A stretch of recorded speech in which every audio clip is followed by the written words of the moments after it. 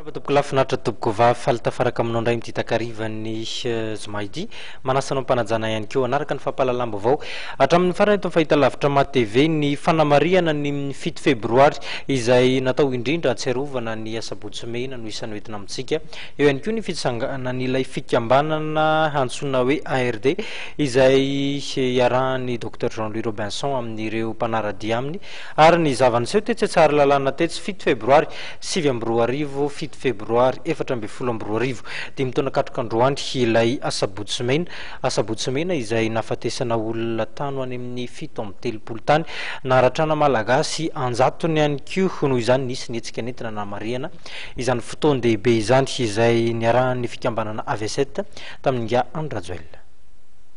Pejy vaovao no misokatra ary manaiky ny fifidianana ny niarambona tamin'ny 7 febroary 6 AV7 saingy no marian'ny filohan'ny fa miandrandra fampandrosoana sy fiovana izy ireo. No marian'ny filohan'ny AV7 nandritra ny lanonana fankalazana ny fahadimy taona ny Sabotsymena izay nitanterahana androany teny amin'ny kianja mitafy Mahamasina fa ny Repoblika faha-efatra dia tsy afa-misaraka amin'ny tolona 7 nanamafy ihany koa ny tokony ampiarana ny didy momba ny raharaha 7 febroary ny AV7.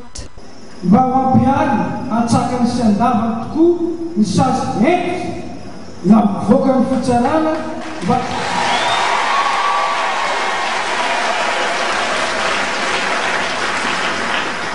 navoaka ny fitsarana mba hanaporofona marina fa tany misy lalàna eto Madagasikara ary indrindrandrindra mba hanaporofona fa tsy azo ekeny antsony ny tsy maty manoto.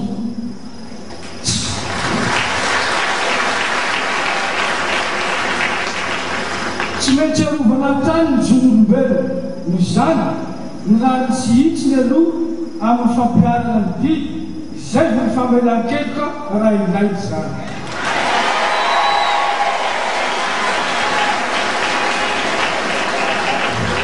Tsy midika ho fankalana akory ny fampiarana ny lalàna ary koa ny fanasaziana ny mpamonolona fa kosa febetra entina hiarovana ny mpiarabetra sy ny toetan'braza.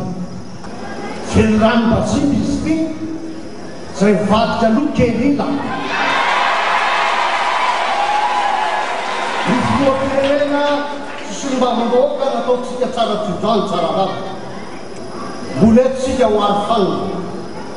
Ary mahatadidy ny teny farany nataon'ny mpitolona ny alaina tamin'ny 7 febroary aho tao anaty fiarako eto. Tohizo reo aza misy mivadika koa. Anisany tazana nandritra ity lanonana tetsy amin'ny kianja mitafy Mahamasina ity ny mpitaritolona tamin'ny taona 20 Andriamatoa Andry Rajoelina, Anjo Andrenana Velo, Christine Razanamahasoa, Alain Ramarsan. Tazana teto ihany koa ireo solombavam-bahoaka voafita tamin'ny anaran'ny Mapara sy ny ampahan'ny député tsy miankina.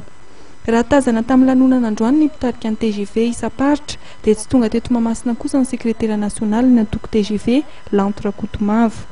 Taorian'ny fitaovam-pivavahana sy lahateny teto amin'ny kianja mitafy Mahamasina dia nitandro zotra nandeha tongotra ny azo an'Ambotsiroatra teo amin'ny tsangambato fahatsiarovana ny maritsoran'ny tolona 7 febroary 20 ny AV7 mpiaradia amin'ny Andriamatoa Andry Rajoelina.